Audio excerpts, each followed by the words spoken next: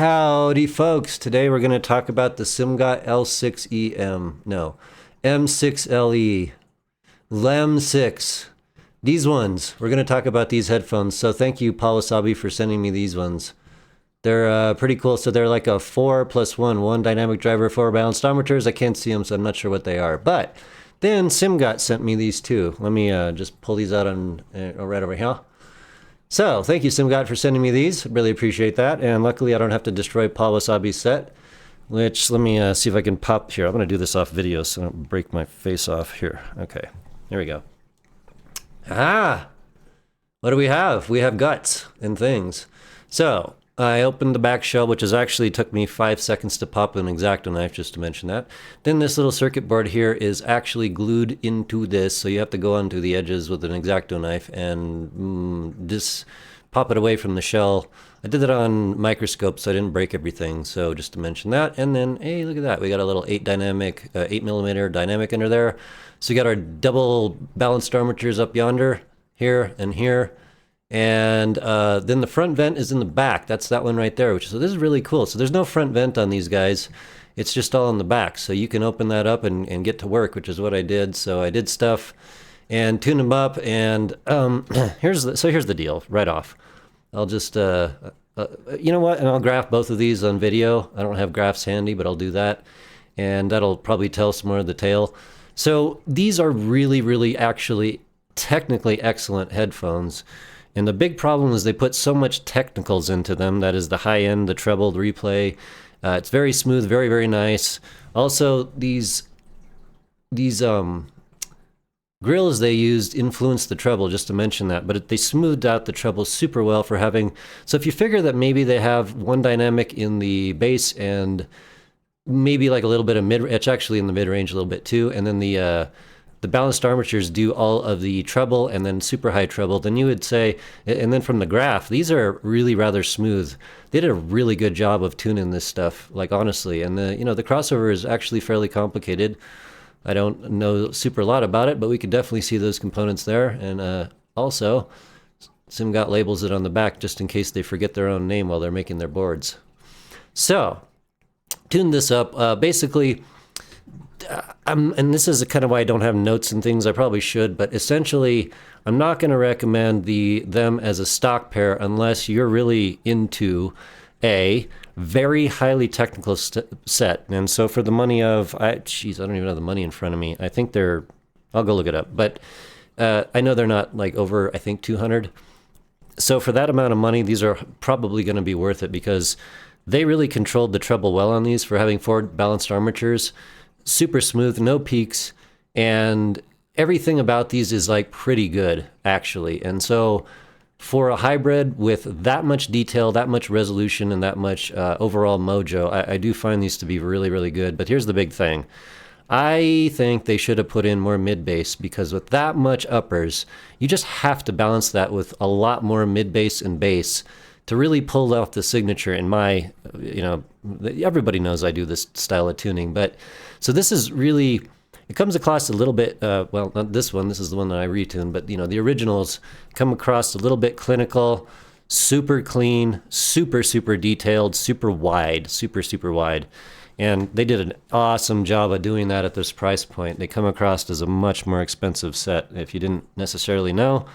But I fixed the rest of it on these ones. I added in a crap load more mid-bass. We'll check that out on graph. And, well, let's just get into that right now. So basically what I'm saying is, these are worth it if you're a technical person. I think they'll probably hit you well. But if you're someone looking for a fun set that's got lots of, low mids, high bass, plenty of bass, then they might not really do the trick because of how much uppers they have on them. But again, it's tuned super well and smooth, no peaks. So let's go ahead and graph these up. I'm going to stick the original pair. We'll do the right side.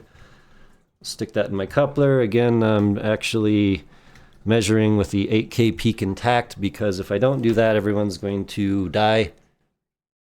Well, actually, everyone's just not going to be able to compare the graphs to anyone else, which sucks. Okay, let me flip over.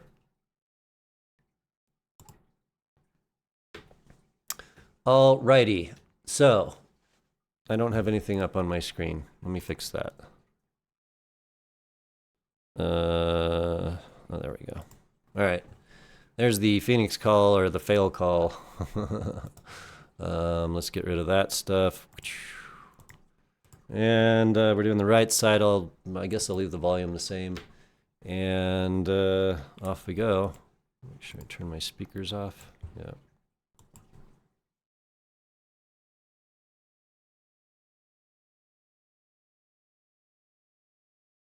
So this is stock tuning. And you can really right away see even just from that there's just this like really rather large hole in the low mids, upper bass. Let's see, where are we? I'll just align to 0 so it makes it easy to see. Boom. All right, there's our 0 line. So, you know, the bass starts, I don't know, that just shows you what you need to know. But also the pinna is at about 3K and we're at 9 point something decibels of pinna. So it's definitely a little bit later. You would definitely call this more of a V-shaped set. And let me pull mine out, my little retune. I'll do my right side and try and do the same sort of thing. Give me a moment. And I could have done this before, but honestly, I'm just sort of winging it today.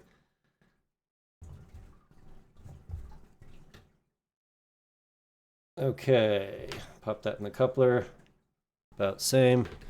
And same volume, and off we go.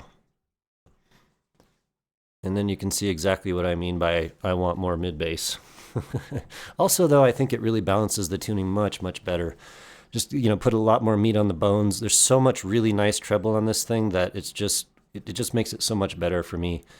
So, all right, I'll align it to 0, and then you can see. So, you know, as I do, there we go. Actually, let me align it to more like maybe 600. Oh, wait, I did that. 600. No, we'll do 1K.